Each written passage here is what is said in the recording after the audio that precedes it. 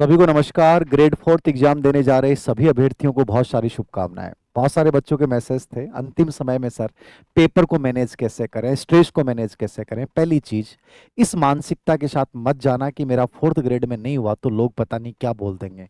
आप यही मानसिकता रखें कि मैंने तैयारी नहीं की थी, केवल पेपर देने जा रहा हूं, आराम से मस्ती के मूड में पेपर दे के आऊंगा। होता है तो वेल गुड, और नहीं होता है तो इससे बढ़िया वैकेंसी आपके सामने है। ये केवल आप इसलिए देने जा रहे हो कि गवर्नमेंट जॉब अपने पास हो जाए, बाकी आपको रहना फोर्थ ग्रेड में है ही नहीं। इसी मानसिकता के साथ पेपर देने जाना है।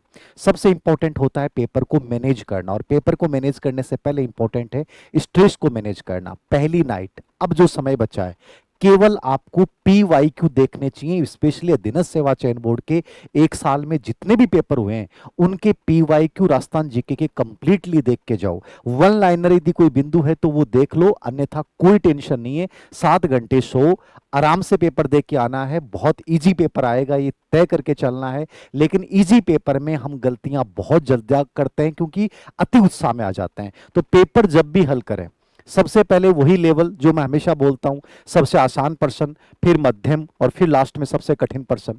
सबसे पहले उस पार्ट को करें जहां आपको लगता है कि मैक्सिमम पर्सन कम समय में किए जा सकते हैं। चाहे वो राजस्थान का जीके, उससे स्टार्ट कर दें। इंडिया जीके के जो प्रश्न आ रहे हैं उनको करें, बाकी नहीं आ रहे तो वहां तुक्का मत लगाएं।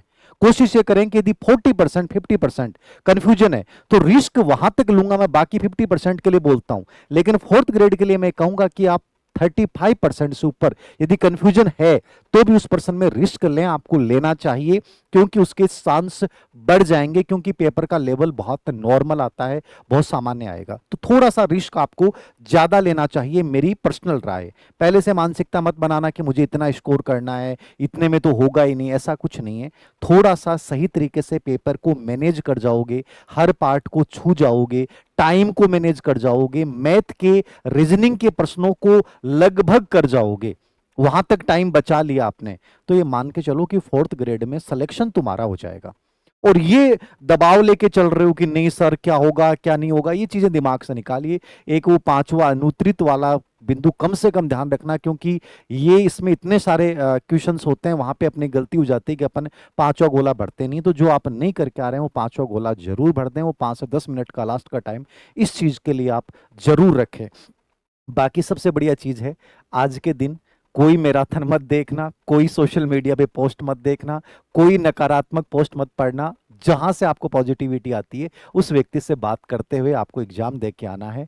निश्चित रूप से मानिएगा कि आपका एग्जाम भी करेक्ट होगा, सिलेक्शन भी होगा, और तुम यहाँ पे ठहरोगे भी नहीं। इससे आगे तुम्हें जाना है, यानी फोर्थ ग्रेड तुम्हारा भविष्य नहीं है। इसलिए मस्ती के मूड में इस पेपर को दे के आना है। तो सभी को ढेर सारी शुभकामनाएं।